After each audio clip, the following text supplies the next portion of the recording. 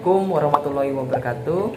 Shalom, Om Swastiastu, Namo Buddhaya, salam kebajikan, rahayu. Baik, sebelumnya ada pepatah mengatakan tak kenal maka tak sayang. Maka dari itu izinkanlah saya untuk memperkenalkan kelompok kami. Perkenalkan, kami dari kelompok 6 yang beranggotakan 5 orang. Pertama itu ada Gita Tri Ramadhani, kedua ada Andrea Daniel Siahan, ketiga ada Dasma Anggun Sparingga, yang keempat ada Kevin Kurniawan Purba, dan yang kelima terakhir itu saya sendiri.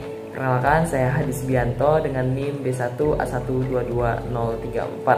Baiklah, di video kali ini kami akan membahas mengenai tugas mata kuliah kewirausahaan berbasis hukum teknologi informasi dan komunikasi dengan tema yang telah ditentukan. Baik, yang pertama itu temanya pentingnya kewirausahaan bagi ekonomi bangsa. Itu yang akan dijelaskan oleh saya sendiri, Hadis Bianto. Dan yang kedua, pengantar teknopreneur dan bisnis yang akan dijelaskan oleh saudari Gita. Ketiga, mengenali peluang dan menciptakan ide bisnis yang akan dijelaskan oleh saudara Andre. Dan yang keempat, mengembangkan bisnis model yang efektif yang akan dijelaskan oleh saudari Dasma. Dan yang kelima, pemasaran produk dengan menggunakan teknologi yang akan dijelaskan oleh saudara Kevin. Baik, sebelum saya menjelaskan mengenai pentingnya kewirausahaan bagi ekonomi bangsa, saya akan menjelaskan sedikit mengenai apa itu kewirausahaan.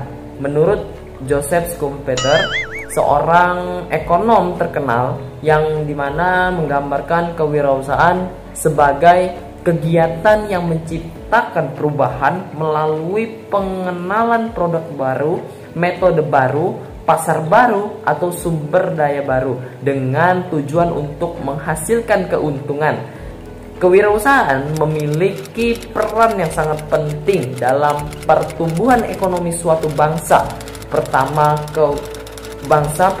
kewirausahaan mendorong inovasi. Kedua, menciptakan lapangan kerja. Ketiga, meningkatkan daya saing. Keempat, serta meningkatkan kontribusi terhadap perekonomian melalui penciptaan nilai tambah. Dan kelima, pengembangan pasar baru gitu ya. Maksudnya yang pertama tadi mendorong inovasi, yaitu kewirausahaan mendorong penciptaan dan adopsi inovasi baru. Para wirausahawan seringkali menciptakan solusi baru untuk masalah yang ada atau menciptakan produk dan layanan yang belum pernah ada sebelumnya.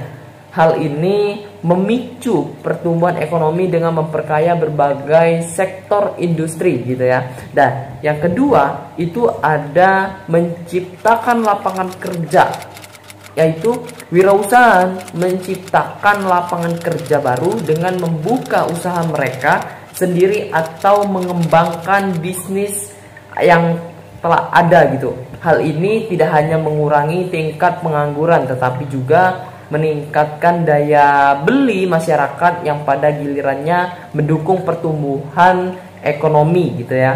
Nah, yang ketiga itu meningkatkan daya saing. Kewirausahaan dapat meningkatkan daya saing suatu negara di pasar global.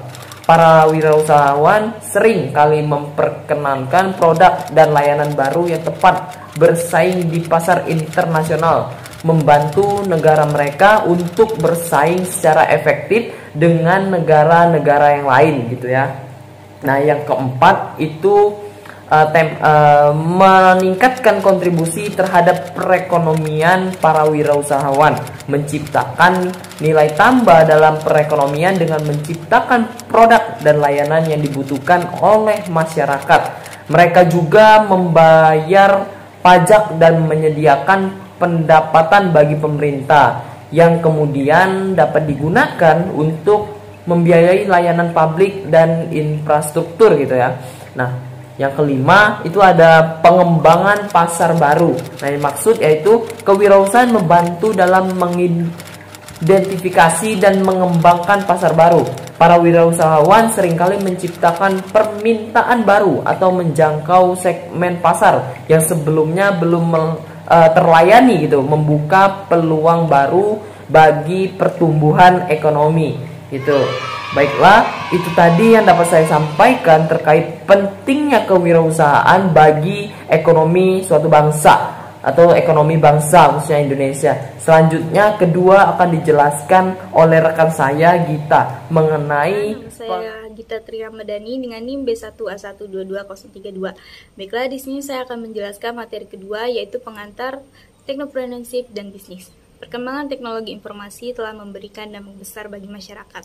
Selain dapat membangun peradaban yang maju dan mencerdaskan, dan juga dapat memberikan kontribusi bagi perkembangan perekonomian dunia. Teknopreneurship telah banyak membuka lapangan pekerjaan bagi masyarakat pada umumnya. Hal ini tentu saja dapat meningkatkan perekonomian suatu negara.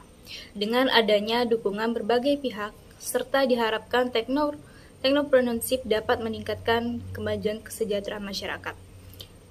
Apa sih teknopreneurship? Teknopreneurship merupakan salah satu bagian dari suatu proses kegiatan bisnis yang di dalamnya berisikan berbasis teknologi, dengan memiliki tujuan dan harapan agar dapat mengembangkan dan menumbuhkan jiwa kewirausahaan di kalangan muda saat kondisi sekarang ini. Teknopreneurship adalah gabungan dari inovasi-inovasi dan teknologi dengan kewirausahaan, di mana bekerja sendiri untuk mendatangkan keuntungan melalui proses bisnis. Teknopreneurship bersumber dari sebuah invensi dan inovasi. Teknopreneurship juga diartikan sebagai kumpulan dari beberapa inovasi yang berbasis teknologi, sedangkan teknologi adalah cara atau metode untuk mengelola sesuatu agar terjadi efisiensi biaya dan waktu, sehingga dapat menghasilkan produk-produk yang berkualitas. Jadi, teknopreneurship adalah sebuah inkubator bisnis berbasis teknologi yang memiliki wawasan untuk menumbuhkan serta mengembangkan jiwa kewirausahaan di kalangan generasi muda, khususnya mahasiswa sebagai peserta didik, dan merupakan salah satu strategi terobosan baru untuk menyelesaikan masalah pengangguran intelektual yang semakin meningkat. Apa sih tujuan diberikannya basis teknopreneurship di perguruan tinggi? Yang pertama, itu memberikan kontribusi konkret dalam menyelesaikan masalah pengangguran intelektual di Indonesia. Yang kedua, mengembangkan spirit kewirausahaan di dunia perguruan tinggi. Dan yang ketiga, meminimalisir antara pemahaman teori dan realita praktik dalam pengelolaan bisnis. Kemudian, manfaat bagi mahasiswa dalam proses implementasi teknopreneurship basis kurikulum. Yang pertama, itu ada memperoleh pencerahan mengenai alternatif profesi sebagai wirausaha, selain sebagai ekonom, manajer, akuntan, atau profesi lainnya. Yang kedua, memiliki skill bisnis yang memadai dalam bidang teknologi informasi. Dan yang ketiga, itu mendapatkan pengetahuan dasar dalam bentuk teori maupun praktik magang dalam mengelola suatu bisnis.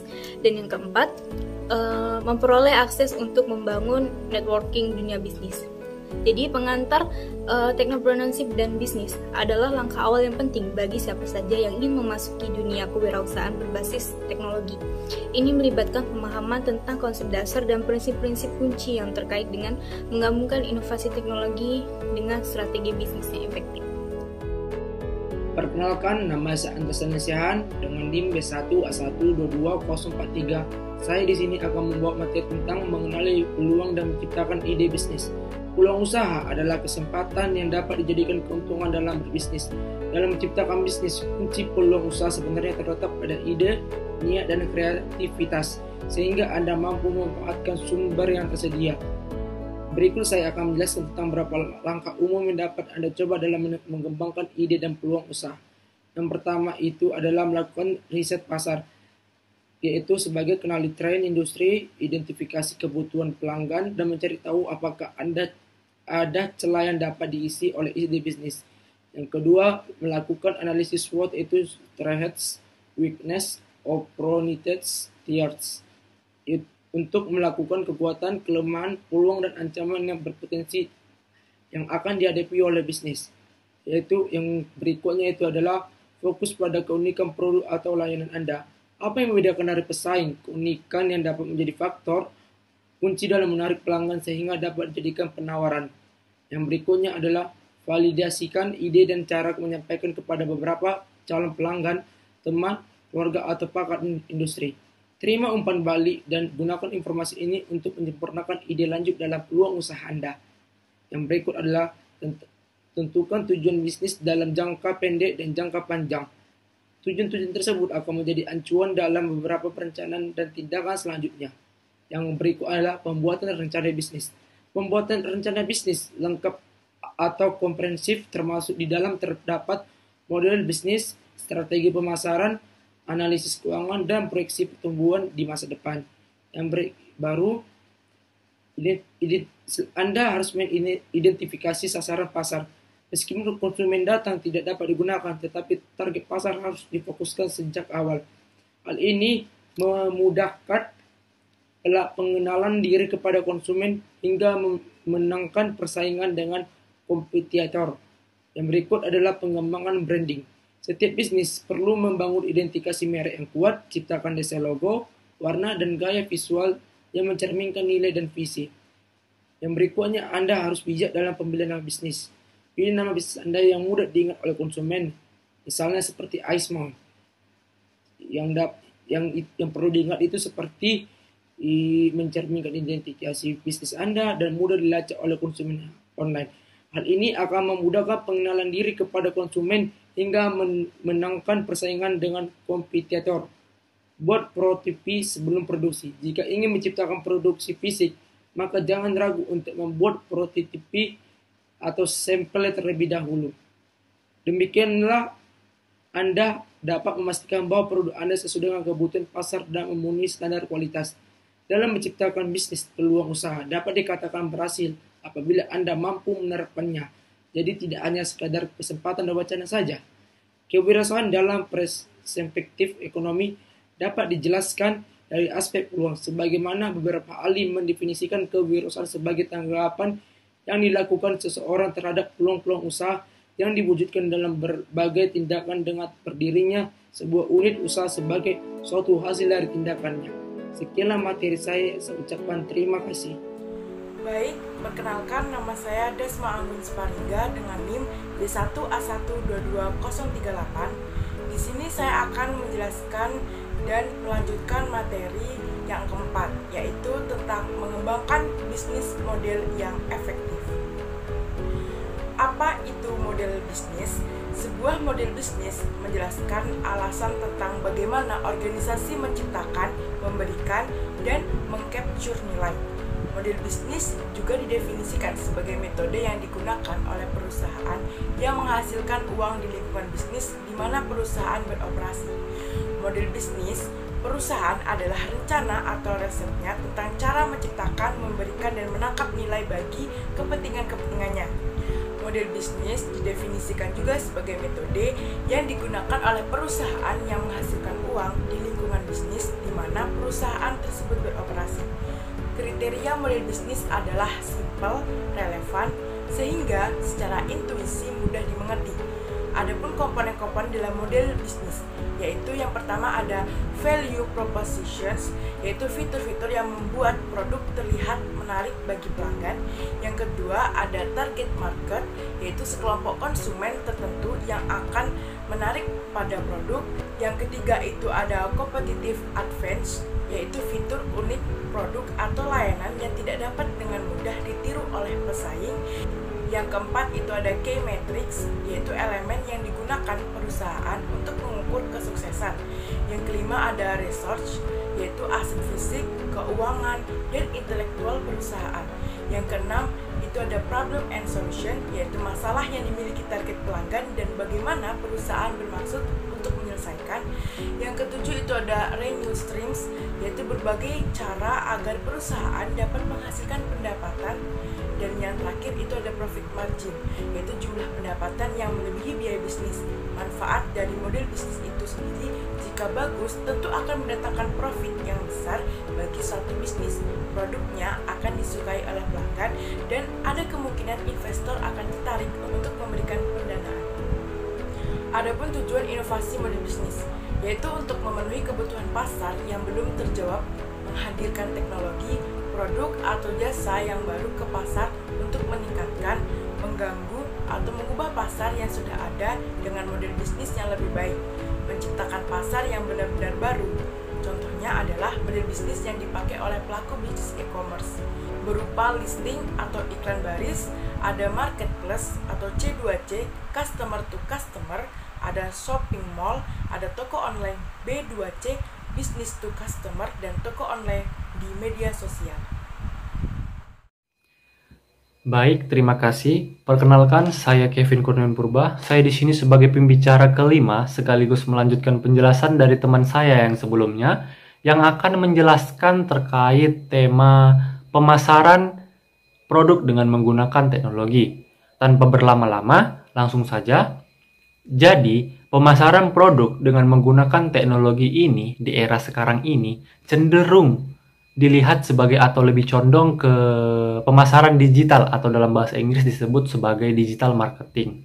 Nah, pemasaran digital atau digital marketing ini adalah strategi pemasaran yang memanfaatkan teknologi digital dan internet untuk mempromosikan produk atau layanan.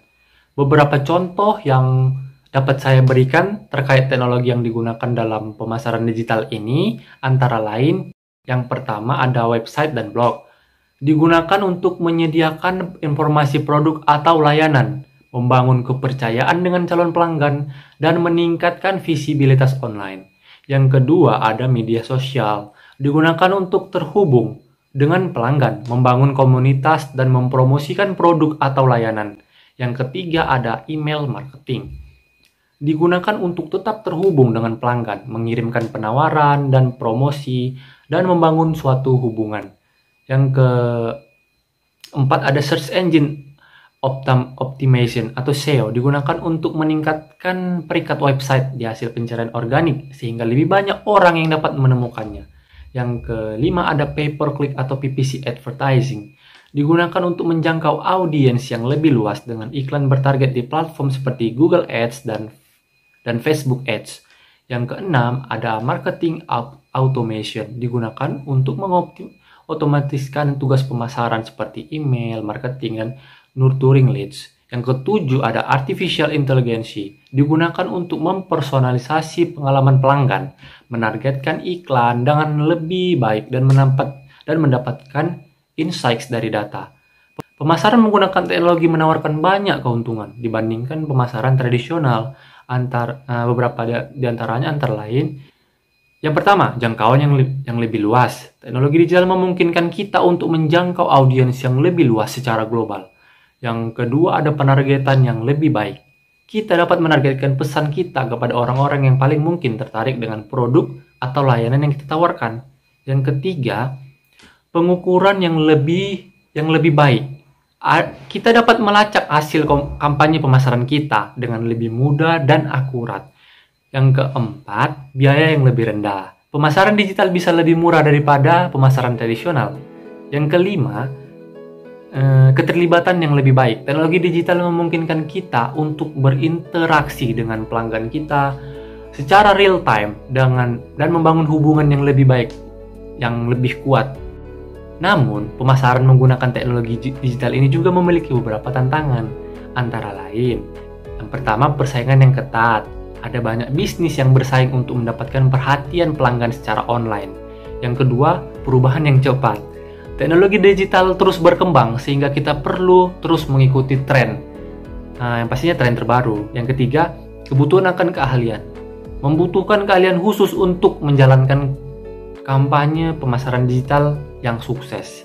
Yang keempat, kepercayaan data. Kita perlu berhati-hati dalam menggunakan data pelanggan dan memastikan bahwa kita mematuhi peraturan privasi data. Secara keseluruhan, pemasaran menggunakan teknologi ini adalah cara yang ampuh yang dapat membantu bisnis untuk mencapai tujuan. Namun, penting untuk memahami keuntungan dan tantangannya sebelum memulai pemasaran digital ini. Nah, penjelasan-penjelasan yang telah saya paparkan tersebut merupakan penggunaan teknologi di bidang informasi dan komunikasi. Dan pastinya, teknologi di bidang lain dapat juga kita gunakan untuk pemasaran suatu produk oleh kita ataupun para wirausahawan di luar sana, seperti penggunaan teknologi di bidang transportasi, arsitektur, pertanian, pendidikan, dan masih banyak lagi. Itu semua bisa saling berhubungan, tergantung cara kita memanfaatkan teknologi tersebut. Tetapi dalam video ini, khusus teknologi yang saya fokuskan dalam penjelasan saya kali ini adalah penggunaan teknologi di bidang informasi dan komunikasi. Karena itu lebih merujuk kepada mata kuliah dari tugas kami ini. Kata-kata motivasi untuk menutup pemaparan tema yang telah kami sampaikan dalam video ini, nikmatilah tantangan, karena di sanalah orang hebat dan tangguh dibesarkan. Baiklah Pak, demikian video dari kami. Terima kasih atas diberikannya tugas ini, karena secara tidak langsung ini menambah wawasan kami. Dan kami mohon maaf bila ada kesalahan dalam bertutur kata, karena sejatinya manusia tidak ada yang sempurna. Akhir kata, kami ucapkan Cogitationis punam nemo patitur. Tidak ada seorang pun dapat dihukum atas apa yang dipikirkannya. Sekian dan terima kasih.